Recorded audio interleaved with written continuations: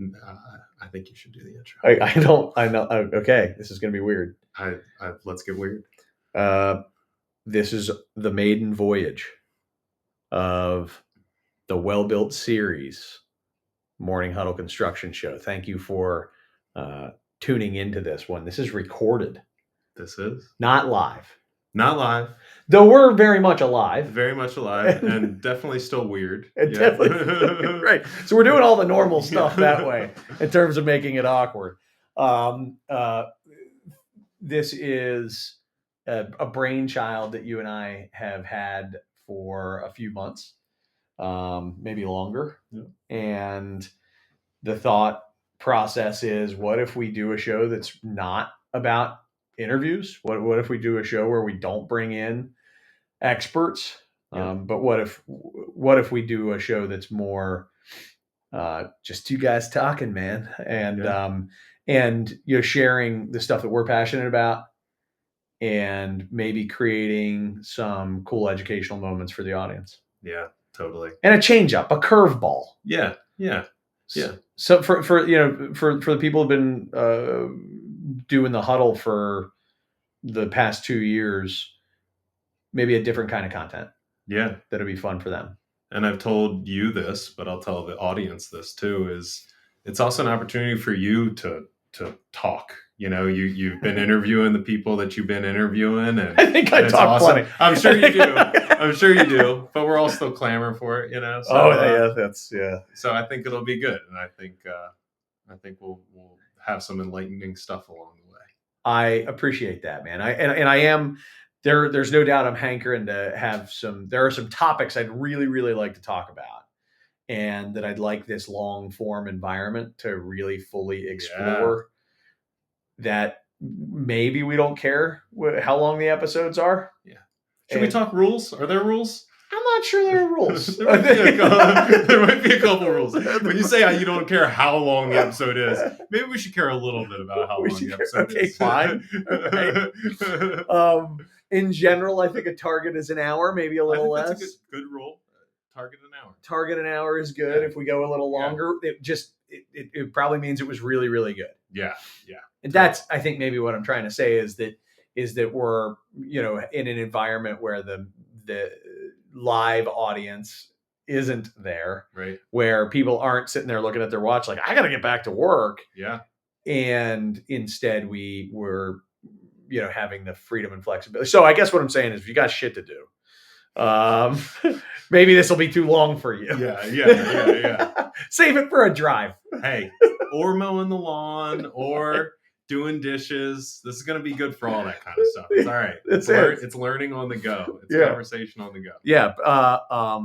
And we have some structure in mind for the conversation, and I'm going to jump right in on that structure. So the first thing that we're going to do is just do a check-in, because I think it's important for humans, being authentically human, to arrive in any conversation and be honest about it. So how are you doing?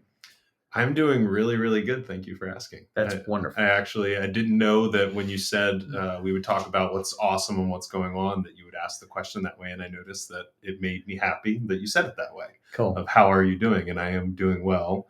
And I'm sorry to pull the rug out from under you on all this, but when you told me earlier, we'll talk about what's awesome and all that stuff, I did have to think about the Ravens and the fact that they just won and are going to the AFC Championship this week. So cool. That's not why I'm doing really, really good.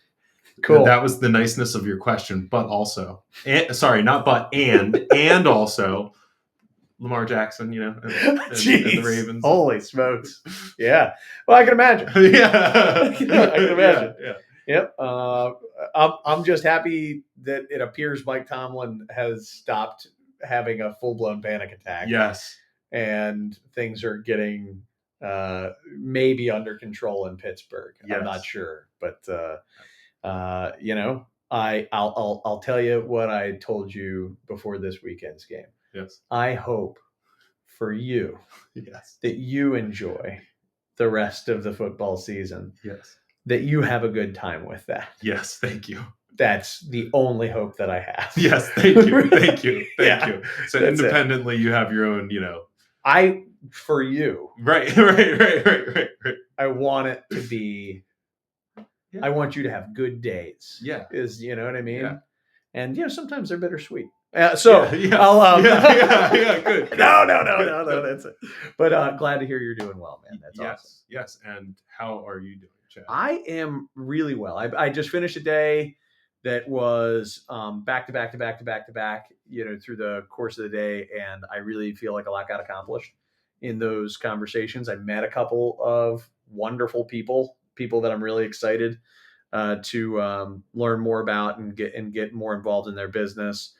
I really like a day where I have a good blend of time internally with our team, which we did this morning, which is my favorite part. I'm not even saying that's really the truth. Monday mornings are awesome. I love that time that I get, with the individuals and with the group, and just making that feeling of connection. Yeah. That when you're an all virtual team of 6, that I crave that interaction, and I know I'm not alone.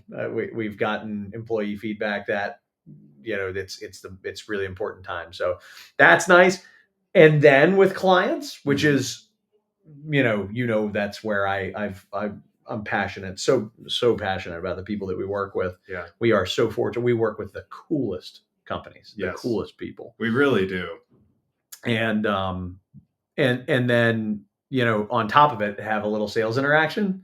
Yeah, which was fun. The juices flowing. Oh man, got the juices flowing. Yeah, dude. That's all it takes. It's like right in the middle of the day, a little sales meeting. That it was way better than a 2:00 coffee. Yeah, I can tell you that. Nice. Yeah, I had a buzz all afternoon, and I'm carrying it through to now, man, because I've been psyched for this conversation. So yeah, things are really, really good. Oh, I'm glad to hear that. Yeah, man. So we have this topic planned for today that is something that means something very important, but also different, I think, to both of us. Totally. And that I'll put on the table, which is having an ownership mentality. Yeah. And I'm interested in what that means to you. Yeah, that's a great question. And so for anybody that doesn't know, I work with Chad, and I've been fortunate to grow from a project management role into a vice president role previously, and now working in this consultant role and senior consultant role. And one of the things that has continually served me in whatever role I've had is to treat the results of the business like they are the results of myself. And so an ownership mentality to me really means that, to the extent that you can control it in whatever role you're in, that the buck stops with you. Mm-hmm. That you don't let stuff slip by, that you don't make excuses for why those things happened that are under your control, and instead you're finding ways that you can improve them, and really going outside of your specific role and responsibilities to do that. Man, that's awesome. That is, you just described, I think, many owners' dreams, to have that type of behavior happening through the organization, where I think the opposite of that is, if I could use just a simple term and call it employee mentality versus ownership mentality, is where the employee, where people look at their sphere of influence only. They think, hey, it's not my fault if the overall doesn't happen, if I did my job. Right. And furthermore, even worse, I mean, of course, I'm not great at my job, or I'm not perfect at my job, but look at everybody else. They're not perfect at theirs either. Right. So it's, instead of the buck stops here, it's the pass the buck mentality. And I think those are cultures, not just individual mindsets. Wow. Tell me more about that. Well, so have you ever found that when you're when you walk into a certain group of people, that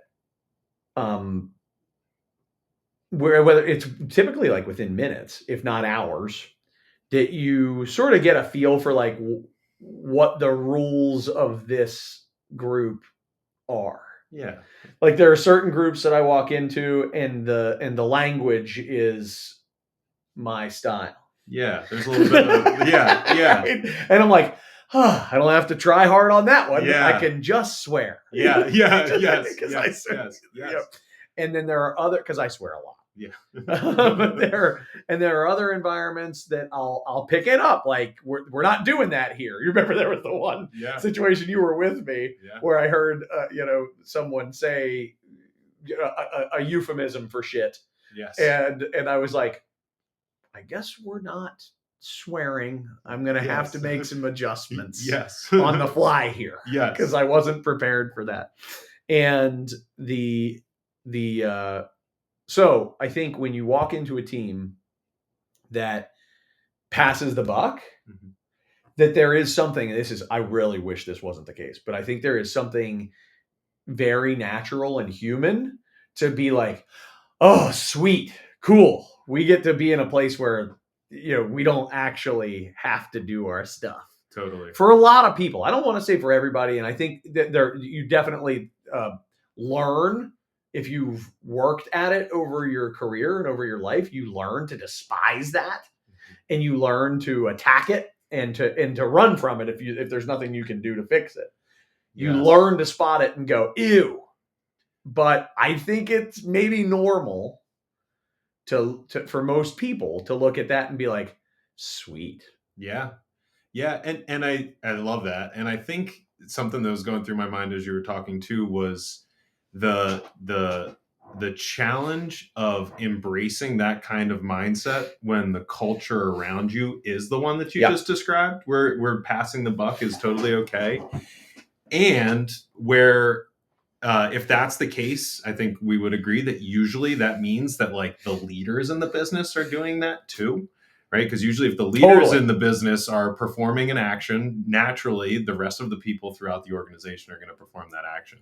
And so it is really a challenge to have an ownership mindset as the senior project manager or the director of operations when the company around you is not rewarding that behavior or giving you much reason to really have that ownership mentality. It's a very lonely feeling. It is. It is. So it's way easier to embrace the lazy trait. That's probably judgmental. I don't mean it like that. But it's way easier to adjust down. Yeah. And take some of the pressure off yourself. Yeah. I think people with an ownership mentality can't stomach it. Yeah. I think if it's really ingrained, they think, and they're not willing to lower their own standards. Yeah. Yeah. So sometimes, and this is complicated, man, because sometimes I think they like where they work and they like the people they work with and they've made friends there and they have loyalty and they're not somebody who wants to job hop. Yeah. Because, by the way, that's also a part of the DNA, I think, of because they're not just me. The people they're focused on trying to do. So what I find often happens is that they continue to maintain that very lonely position as the only or one of the only truly accountable people on a team that is loaded with no employee, with employee mindset, as opposed to ownership mindset. And they shoulder way too much of the burden. Yeah. They carry way too much water for the company and for the people that aren't carrying their weight.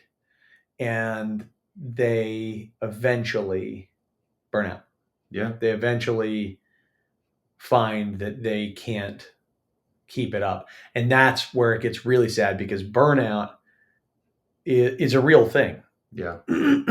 And it's somewhere in between, and this is my opinion. This is not from a book or anything like that, right? Yeah. But it's somewhere in between, I think, anxiety and depression and just exhaustion layered in on top of that.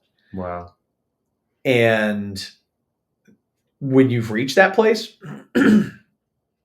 like, good luck maintaining your ownership mentality. Yeah. Yeah. Yeah. And so those kinds of cultures can eventually rob really, really gifted people with amazing futures who really want to do things the right way. They can rob them of their potential. Yeah. That's a really sad thing. It is. It is. Yeah. And dealing with it and being sad or being fearful that you're not good enough is all very relatable, real feelings too. Yeah. And even when you're in a culture, our culture, I've told you this before, it's like super weird that everybody on our team like actually says what they need to say. And like that we give each other constructive feedback so comfortably, and that people are like owning the results that we're talking about on a weekly basis.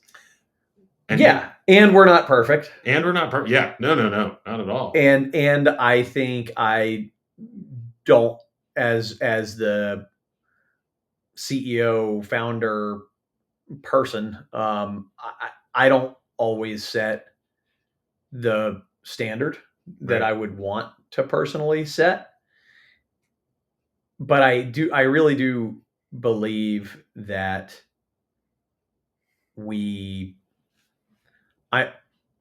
my honesty with that, and my asking for help, and my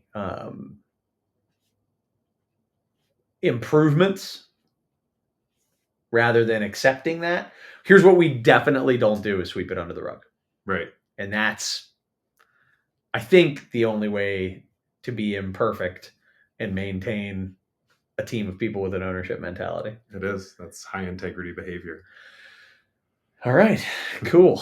I've got that going for me, which is nice. Yeah, totally. I'll take that. Thank you, man. So I'm wondering, I gave from my end of, being an employee and trying to have that mindset, what it means to me. What does having an ownership mentality mean to you as the founder and CEO of Well Built Construction Consulting?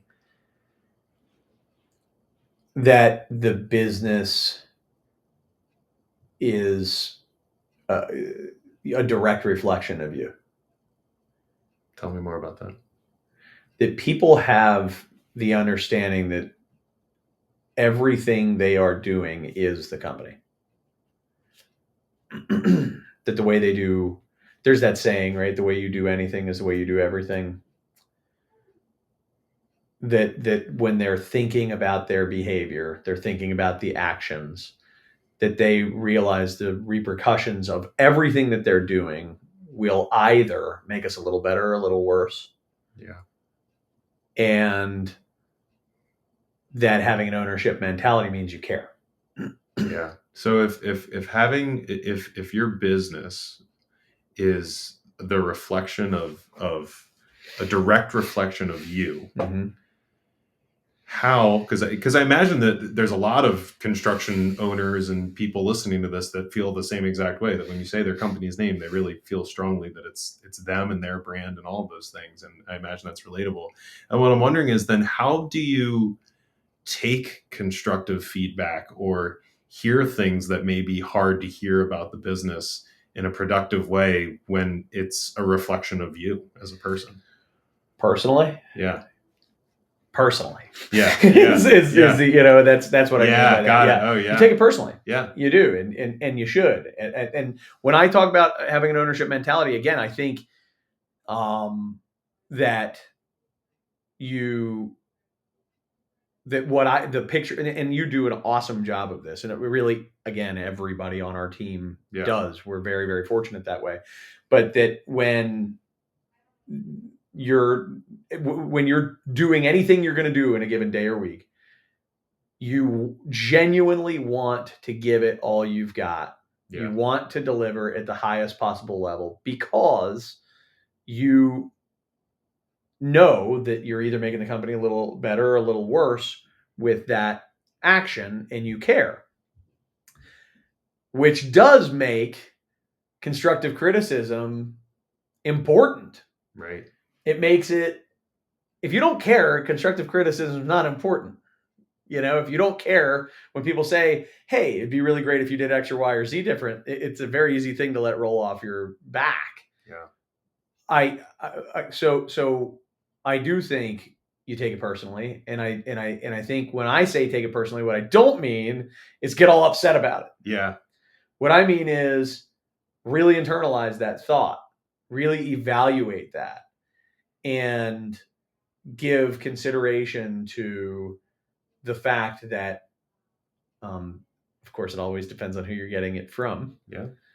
But that assuming you're getting that constructive criticism from people that you love and respect and trust, that's a gift and will help you to deliver a better result in the future. So when I say take it personally, I just mean take it to heart. Yeah. Yeah. Take it to heart. And then that feedback will make you a happier person because you'll be better able to execute in your role. I think it was Adam Grant who said, when you realize you've been doing something wrong, if you dig in your heels, you'll realize you'll do the wrong thing for longer. And actually, by admitting that you're doing the thing wrong, as much as you want to be right, you're actually going to be right faster by admitting that you were wrong. Totally. Yeah, I think that's now the trick is sorting through the feedback that matters. Right. Sorting through the feedback that has value. Right. And also, and having the internal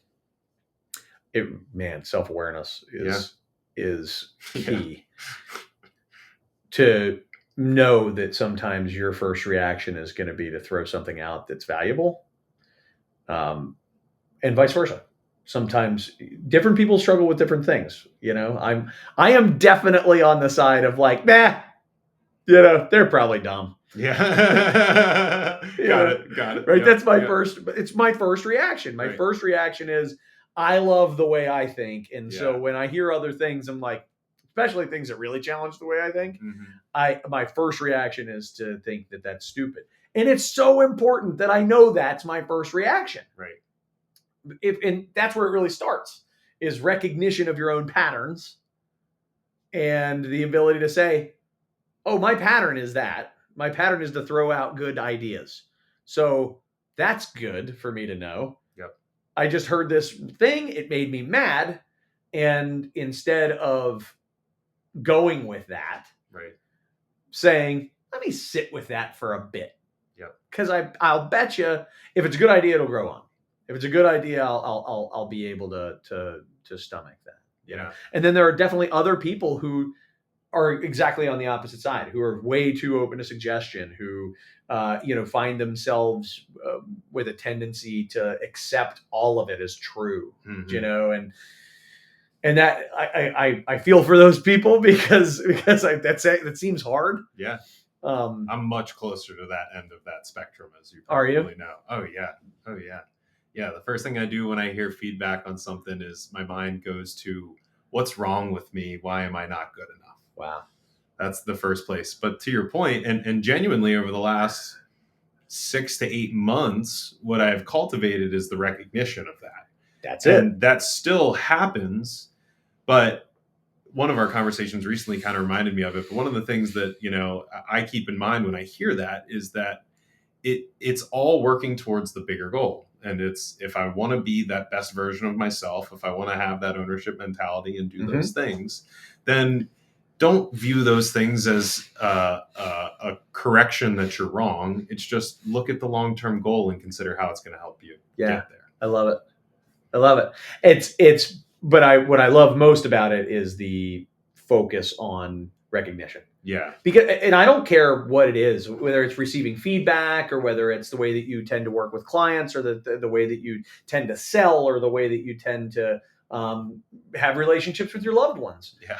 There are patterns. We all have sort of typical ways of hearing things, seeing things, and doing things. Yes. And that doesn't mean that any of those things are wrong, but that sometimes they probably are. Yeah.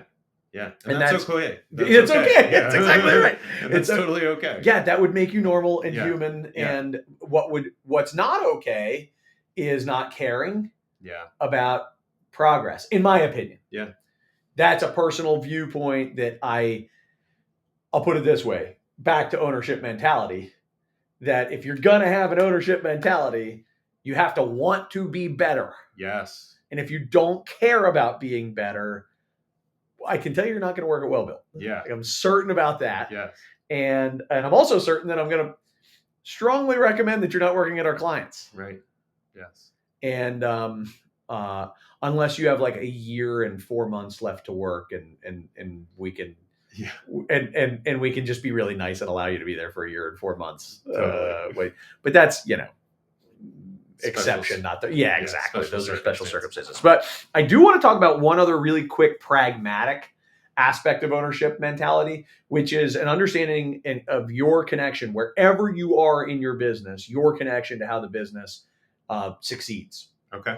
And that's there's a number, there are metrics that you impact no matter where you are in the company. And the metrics that I find myself talking about most are in order: revenue, which is how much you sell and how much you produce; gross profit, which is the amount of money that you make after doing the work. So in other words, you got to pay labor, you got to pay material costs, you got to pay subcontractors, whatever else goes into it, depending on your business. And then there's this gross profit left. And then finally, there's your net profit. And your net profit is basically gross profit minus overhead and all the costs that it requires to keep the doors open that don't have to do with directly performing the work. And I know that's 101 stuff, but just a little, overview depending on the folks that are checking us out. And my point is that no matter where you fall in your business, you're impacting one or more of those numbers. Yeah. And for people to understand that the receptionist plays a role in revenue, and people think, how does receptionist play a role in revenue generation? Well, the receptionist can do a really bad job of directing calls where they're supposed to go. Yep. Thereby allowing the company to miss out on opportunities that could have turned into business. There's a revenue connection. They can do a really great job of doing that and enhance their chances. They could do an amazing job of customer service and making people feel really good when they call. Totally. You know those companies. I know those clients. That when I call those clients, right? I call them. I actually have the cell number. I call the main line because I want to hear the receptionist because that person makes me feel good. Totally. That person is making the company money. Totally. And they're also potentially even impacting GP, because if gross profit is also impacted not just by making sure that you're running efficiently, but also if you can sell it at a higher gross margin. Totally. Why would you pay more for something if you thought the company was that much better?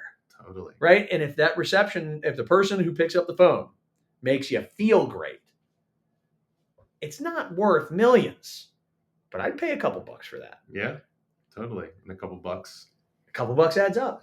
Compounded. Yep. Right? When your accounting staff makes people feel the same way, and because there are some jobs that like the direct line is obvious. It's the dedication to holistically following that mindset, like that. It's an aggregate that happens among the whole company when everybody's embracing that mindset. That every little bit that we do, every little amount of ownership we take, is beneficial. That's right, and then that my personal income. Mm-hmm. Is going and should have a direct correlation with the health of this business. Yes. That I help to create for good, bad, or ugly. Yes. And so when people demonstrate, and this would be the last thing I say about ownership mentality, but when people demonstrate an ownership mentality, they are focused on the health of the business as their priority, because they know that has direct effects, positive effects on their income, their bonus, their upward mobility opportunities, their resume, their everything about that is a win. Yes. And they don't think, how do I get a raise? First. it's very reasonable and fair to think, how do I get a raise? But the first thought is, how do I create prosperity for the company? Right. That's how you know you're doing it right. Yeah, exactly. And I love that you doled out like the basics of revenue, GP, and net profit. Yeah. I know you said that's a 101 thing. And I would just say to all the listeners out there that the top information you can go out there and try to start getting if you do want to develop this kind of mentality is learning the basic financials of business. It really is. And for the owners, they're going to know it. But if you really care about the health of the business and want to adopt that mindset, I couldn't give any bigger recommendation than to just go learn and understand a basic income statement, basic balance sheet. Where would you steer people to get that?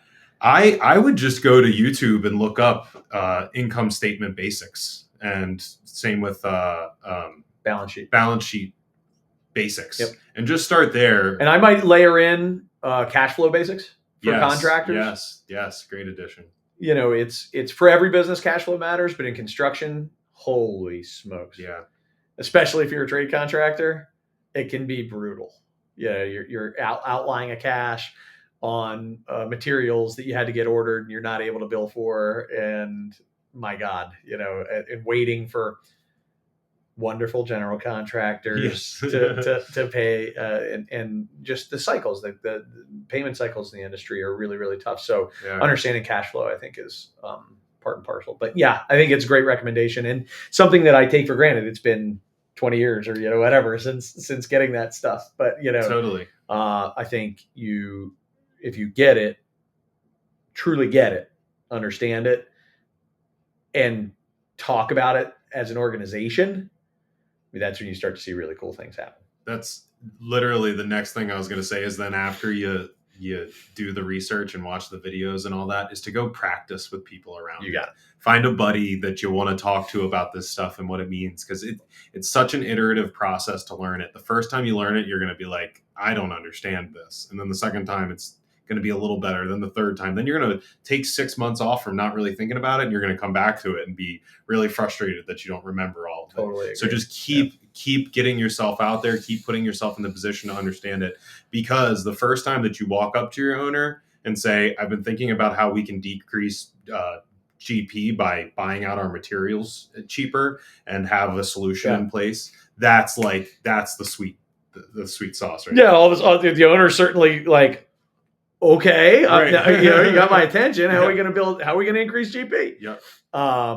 They're impressed, even if you're wrong. Right. They're impressed that you care. Right. And they're impressed that you're working on it. So if you really do want to grow in your career, the thing to do is to get serious about figuring out how a business thrives. Yeah. And then make it your mission to help the business to thrive.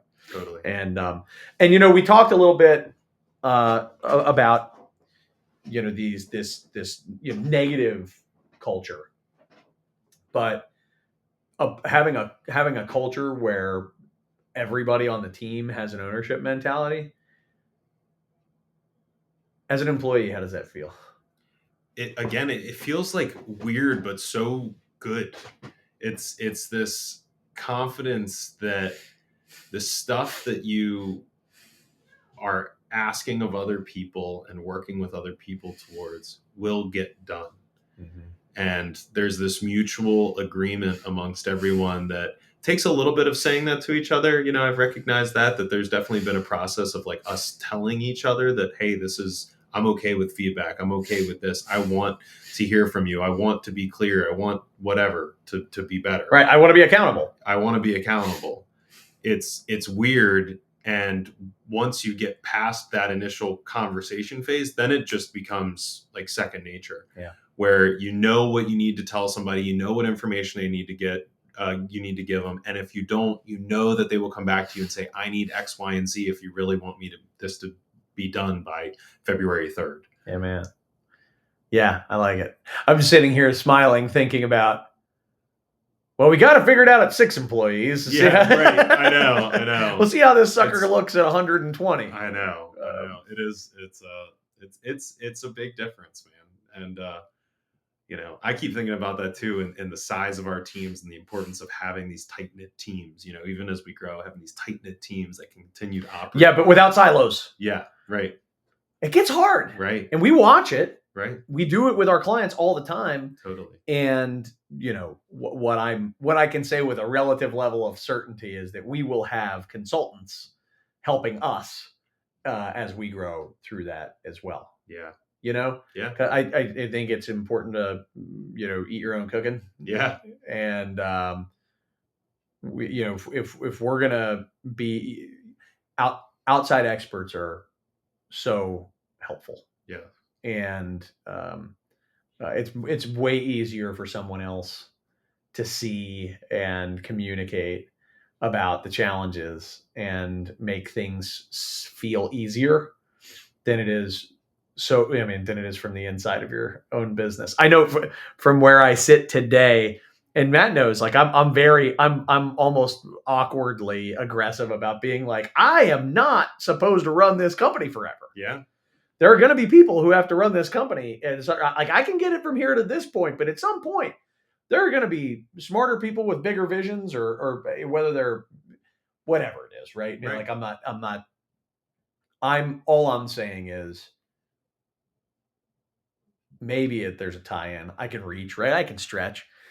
Maybe there's a tie-in to ownership mentality where I think that another piece of it is owning where where you're strong and you're not strong. No. Do you know what I mean? And being able to say, like, you're asking me to do a thing I'm going to fail at.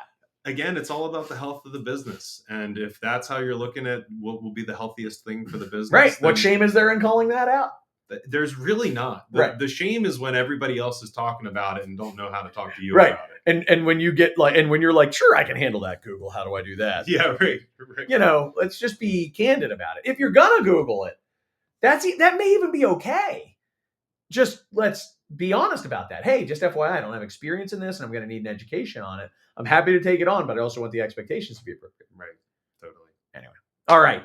Let's move on. That was awesome. That was a really fun conversation. Yeah, I hope they think it was awesome. Yeah. Yeah. They'll think so. Yeah. They'll love it. They love it. Yeah, people love They're it. already saying it. They're already saying great things. So the third agenda point is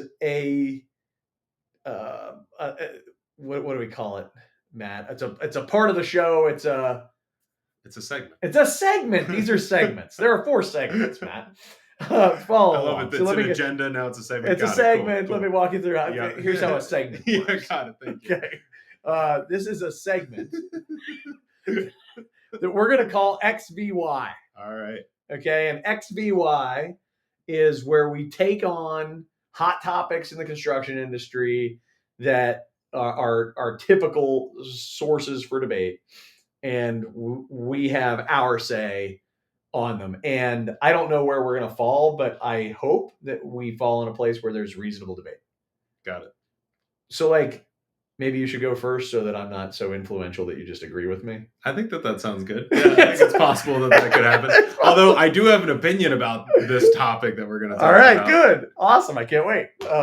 So the topic is, should project managers learn to estimate, and conversely, should estimators learn to project manage and have both skill sets, or should you put them into 2 separate groups?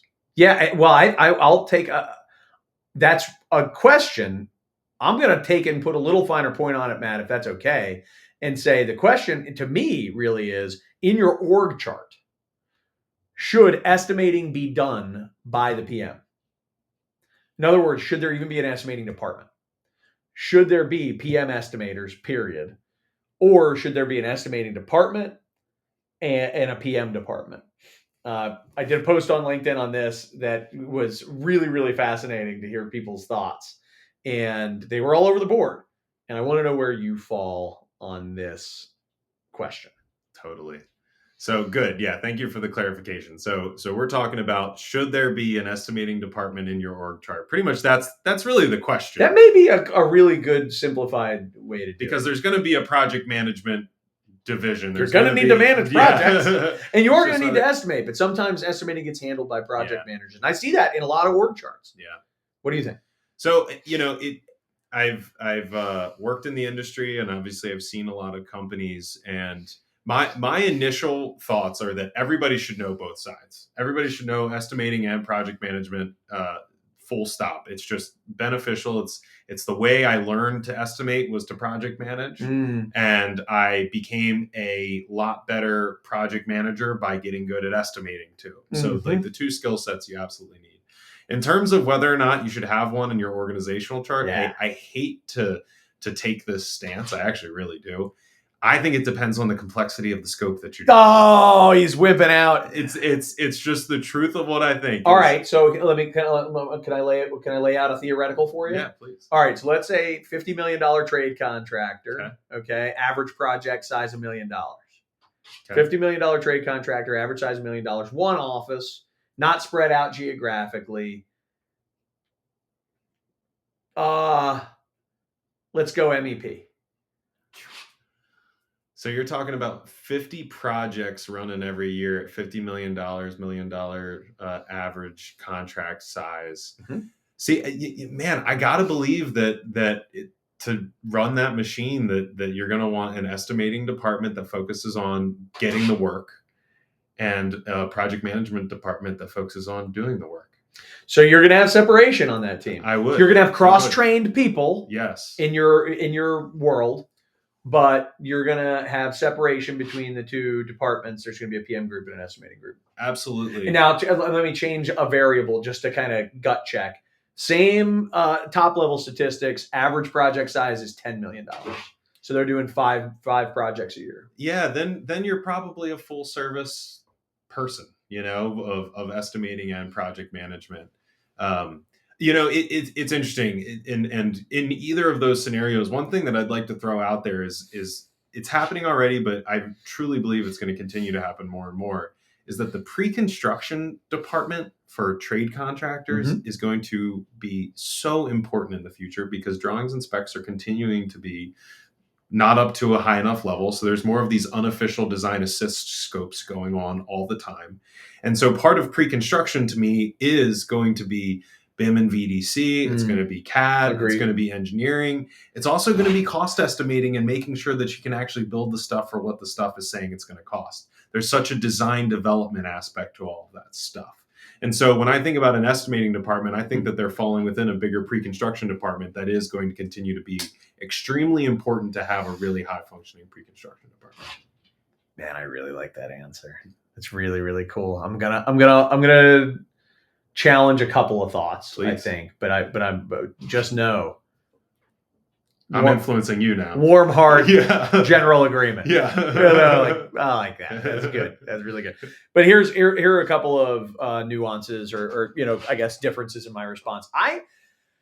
I'm kind of with you on the job size thing. The more projects we have to move through the machine, the more we really do need to have an estimating side of the business that's constantly pumping out bids. So that what we don't have is the typical contractor cycle of like, I'm slammed, I'm not estimating any work. Oh, I'm seeing my backlog diminish. I got a bid. Oh no, I got nothing going on. All I'm doing is estimating. Oh, finally we won a couple, right? And when you break that out, that business is not profitable because there are periods of time when overhead's not getting covered, right? Because so that's the case for having a consistent estimating presence. Yep. I think the fewer projects you need as a company, the less important it is to have an estimating machine. Right.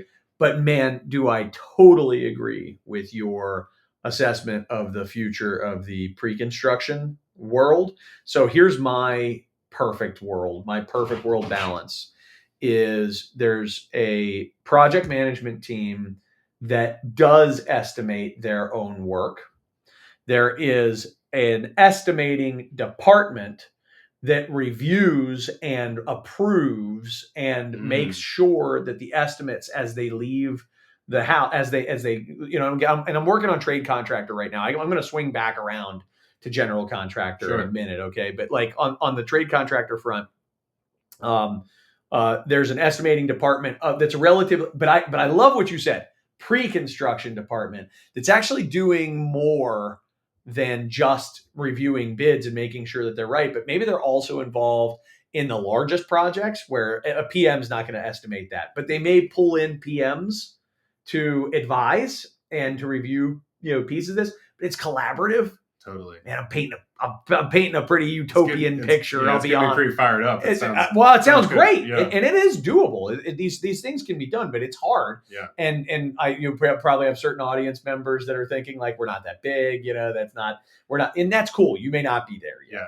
I think that there are life cycles in a business where it totally does make sense early on for PMs to estimate their own totally work. And I think that's a great point. And then you get an estimator, kind of thing, and man, that helps to keep the work moving in. But anyway, back to my utopian vision. So project managers who do estimate their own work in general, but they don't have to estimate all their own work. There's an estimating department that's also going after stuff, but they're getting advice from the project managers as well. And they're the quality control on the estimates that leave the house to make sure that we're not doing anything dumb, either too high or too low, right? Because project managers have a tendency when they're estimating work to be like, that's going to take forever. Yeah, totally. Right. And estimators have a tendency to be like, well, be cool. I got to win the work. Yeah. Right. Totally. And I think it is good to have that, yin and yang, right? It's just a good, healthy dynamic. But if and when things slow down, you have PMs that can totally help in estimating,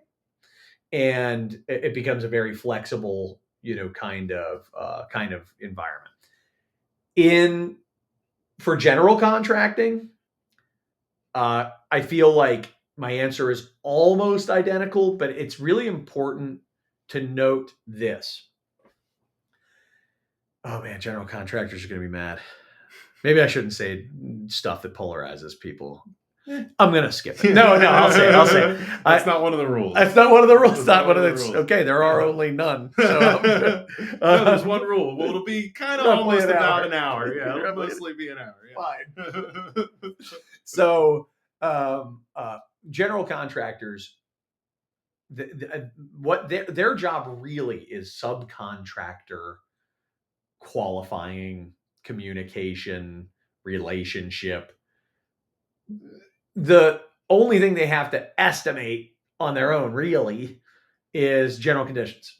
They have to understand how long will this project take for us to build, and how many resources are we going to have on this project to build it correctly, and all the resources and everything else that gets lumped into the general conditions bucket. Because other than that, it really is subcontractor control and management. And now you might think that I'm making the job sound easier. In fact, it's way freaking harder, because they're managing hundreds of relationships. And in my personal view, that is a department. Mm-hmm. That is a damn department. And it's a required sort of step. So if I were again, I'm still cross-training, and my PMs still do estimating, but they are assigned estimating workload by the estimating department. Yeah. And they're pulled in to say, hey, can you handle site work on this one? Right. Hey, can you handle Division 10? Who do you think should handle buyout in that scenario? That's a whole other debate. Yeah. I am not prepared to answer that. My answer is not going to be, I really do think this is a whole episode. I think there's a lot of conversation on how buyout should happen. He's writing it down. We're going to make sure that happens. Mm-hmm.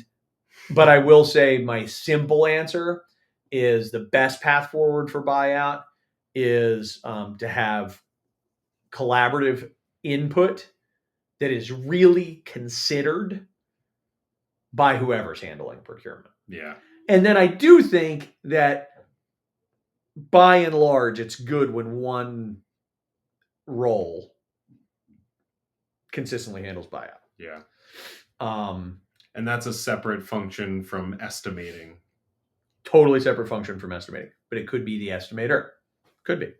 It's just not an estimating function. Yeah. Yeah. But procurement is different. Yeah, totally. And but man, estimators don't get their voices heard nearly enough. Yeah, totally true. And imagine having to balance hundreds of relationships and those relationships be like, hey, thanks for hooking me up on the last one, asshole, right? And the estimator being like, I really don't decide. Yeah. That sucks. But I'd love to have your input on the next one. Right. Yeah. But also the bid deadline's Friday. Yeah. Good luck, man. Yeah. It's not how it works. Totally. It's, so, and this is why that can be a really difficult job. But I will say firmly that if you're even a small to mid-sized general contractor, you need an estimating department. Yeah. Because you definitely need more subcontractors than somebody can possibly manage if they're also running work. Yeah. It's just, otherwise what happens is they have their guy in every trade, right? Which sounds neat, but there are all kinds of impracticalities to that. Yeah. Different episode, different day. Yeah, totally. Awesome. This was fun. Yeah, this was a lot of fun. All right, so let's go to the fourth segment. I feel like we're about an hour-ish. I feel like it could be about somewhere in that range. And it's in the zone. Yeah. It's in the zone. What are you reading, man? I am reading right now a book called The Power of Now by Eckhart Tolle. Very zen. Yeah, that's kind of up my alley these days. And what are you? Well, reading? hold on. Yeah, hold on. You don't get to just say. Well, what are your biggest takeaways so far? So I've been on my own wellness journey, as you know, and finding balance in my life, and really trying to figure out where anxiety comes from for me. I've always carried a lot of anxiety. And one of the things that one of my mentors helped me realize was that I was always looking at the next thing. I was looking at the ideal version of Matt and saying that today I am not the ideal version of Matt, and therefore I am not good enough. Mm-hmm. And that is a very, hard place to be. Yeah. It's kind of like looking at the horizon, and you're always trying to get to the horizon, but the horizon's just like a mirage. It's not real. The ideal version of yourself is not real. And so one of my greatest takeaways from this book, The Power of Now, is really that the past is a story and the future is not here. And all that we ever have is now, is the present moment. So to be in now and to be worrying about the future is a shame, because you're in now, right now. And there's nothing you can do about the future, because all you're ever in and all you ever have is right now. And so that's a very calming and centering thought for me, because I'll often look at those past, future, instances and really cling on to them. Yeah. And just remembering that that I'm here right now, and that I can go to those places, and I can take on the the thoughts and tell myself the stories and all of that, and see what that feels like. But that ultimately all that I have is right now. And that's been a really good calming thought for me, and a practice that I've just been using as I'm laying on the ground playing with the dog, and knowing that I need to get up and work on the next thing, and just being like, cool, you need to, and you're gonna in like 5 minutes. Can you just enjoy playing with the dog right now? Yeah. So it's been really fun. It's weird, and it's hard, but it's fun. It does sound both weird and hard. Yeah. Matt, I know you know this, or at least I hope you know this, and I probably don't say it enough in different forms, but I really do appreciate the your own work on yourself. I find personally inspirational, and I've learned a lot from, which has been cool. And building balance has been a lot of fun for me to keep up with. That's Matt's newsletter. It's a really great weekly message that usually in some way is going to revolve around how to be both awesome at your job and happy. Yeah. And that maybe if that's a simple description, it is in the construction industry. And I think that's it really is in the essence maybe of what you deliver every day. which is awesome. So yeah, thank you so much. yeah, absolutely. And I don't like that book. Yeah. We did have a conversation about this book where Chad, he's got some good points. There's some good points. There's a reason it sold 76 trillion copies. Totally. There's obviously power in it, and maybe it just didn't meet me at the right moment and in the right mindset. And maybe I had exposure to other stuff that was similar enough that it felt redundant or Totally. Those types of things. So I want to make sure I say that I'm not.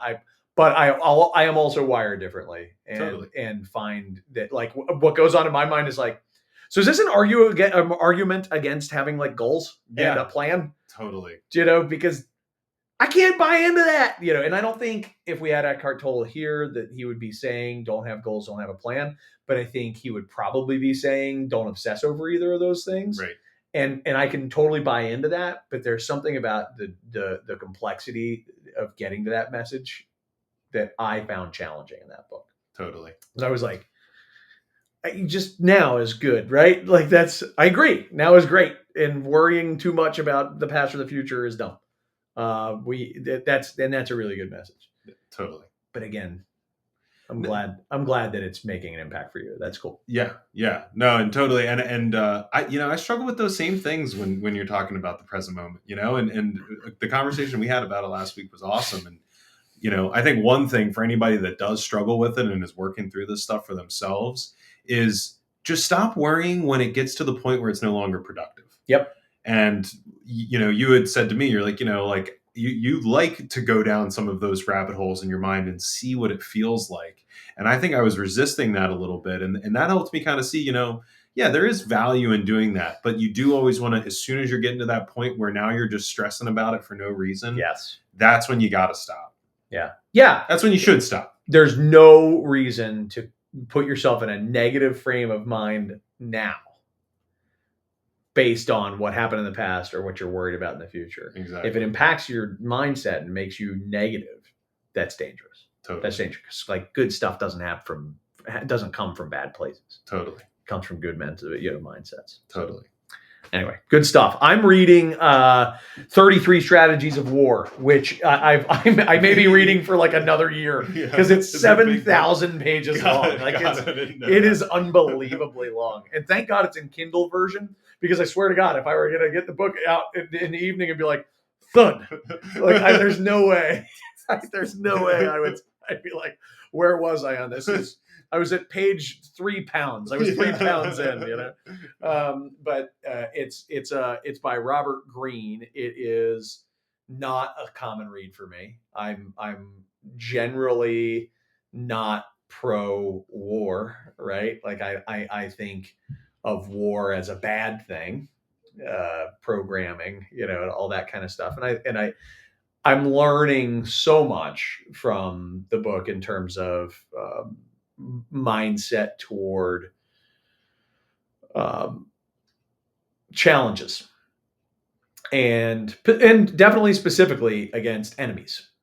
And here I sit and I'm like, I don't really have enemies, but and so I think that's been a key takeaway for me from the book. I told you I have to read this book through the lens of like, these are all really smart if there's an enemy. Yeah. If you're at war. If you're at war, and if there's not an enemy and you're not at war, maybe these aren't the right tactics. So what's an example of a strategy that you actually that resonated with you a little bit more, even in like the business world, as opposed to probably the importance of intelligence and knowing what your enemies are doing, right?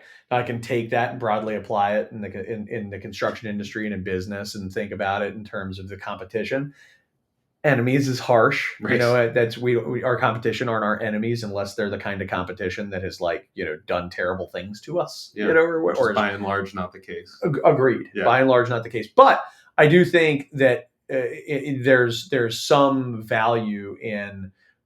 Bottom line is, making sure that you are constantly keeping up-to-date intelligence on what your potential enemies, what your potential adversaries, right, have going on and laying out lots and lots and lots of lines of communication. And I think about the most successful clients that we work with, and man, they have intelligence networks. Yeah. They really do. They have coffee, once a month with this enemy. Do you know what I mean? Yeah. With this competitor, and they talk to their suppliers all the time about what's going on, and they talk to us and trying to gauge like what's going on broader in the market, and big picture, what are some of the things they're just constantly pulling intelligence that is about the market, that's about their competitors, that's about their customers, that's and all of that intelligence gives you the ability to have grand strategy. And that's probably my other biggest takeaway is the idea of having a grand strategy. And the grand strategy essentially just means that you're not in the pursuit of small victories. Today you're in pursuit of the big picture. You've got a vision. And so today, sometimes that might mean that you make decisions where you lose, or you intentionally lose, because actually intentionally losing is going to put you on a better path toward your vision. And I find that particularly useful too, because because instead of like exciting arguing and fighting and winning a debate over a $60,000 change order, which is a lot of money, but damaging a relationship forever, as an example. Which, I mean, it's just making a general statement there, but like being able to think beyond the immediate and into the future. Which, by the way, is totally when you're caught up in your emotions and acting, in ways that you're not really intending to act. Like all those things we're talking about with being in the present moment and all of that too. Like you need to learn to control that, so that when you are in that moment, that you can see the big picture. Yep. I think that's right. So, yeah, if anybody's interested in that book, I would recommend it with the cautions that I laid out. Yeah. I really liked what you said to me about it last week too, to the context that when you're making a hard decision too, to look at that long-term master strategy and think, does this move us further or closer towards that? That's exactly right. And so that is more maybe like a strategy of life and not just of war. Totally. But that is, again, the disclaimer is that it is a book about war, and not everything is war. Yeah. So I don't like how some of the things make me feel when I think about applying them, because I'm like way more plain dealing than that. Mm-hmm. But I also understand that if you're not dealing with somebody who's acting in good faith, that these are probably good tools. Yeah, totally. All right, man. I think that's what we got. I think that's what we got. This has been a lot of fun. It was. I feel like maybe my favorite way to end a work day. You're already proclaiming that? I mean, I'm a pretty black and white guy. This was the best. You did. You did have that one sales call at 2:00. I did. Oh, you're right. You're still buzzing off of that. Yeah, you're not wrong. Thank you, man, for pushing and encouraging and making sure that this thing came together. Thinking about the possibility of not having had this hour-long conversation with you makes me sad. Yes. So I'm really glad that we did it. That we did this. Me too. Here's to many more good ones. All right, man. Cool. Thank you, guys. Hope you had a good time checking out this episode. Hope that you'll join us for future episodes of the Morning Huddle Construction Show, and specifically the Well-Built series. Love to hear your feedback if you have anything to add. I do want to give a quick shout out to our sponsors as we wrap up today. We're fortunate enough to have Katz Abosch, which is an accounting firm that specializes with construction companies, as a sponsor. Strongly endorse the accounting group at Katz Abosch. They are not only great accountants, but they're great consultants and good coaches for your business. That's something to definitely look into. I could say the same thing about Lawrence Law. Their legal team knows construction inside and out, and whatever you're dealing with, if it's a dispute or if it's just contracts or normal course of business, that team at Lawrence Law is going to make you feel like you're their most important client. They certainly have with me in the past. So I strongly endorse them. Sandy Spring Bank, which is a really fantastic regional bank based in the DC metro area. That if you are a contractor and you are not loving your banking relationship, there's an opportunity to improve. Sandy Spring Bank is they really do think like a business owner, so they've got ownership mentality for sure, and would be a good partner. And then lastly, I want to recognize the sponsorship from Marsh McLennan Agency. And this is, they have so many talented people who are advising contractors every day on bonding issues and on insurance issues. I can't endorse these folks enough. I could make a list of all their wonderful people. If anybody is looking for an intro, please reach out to me. I'm happy to help.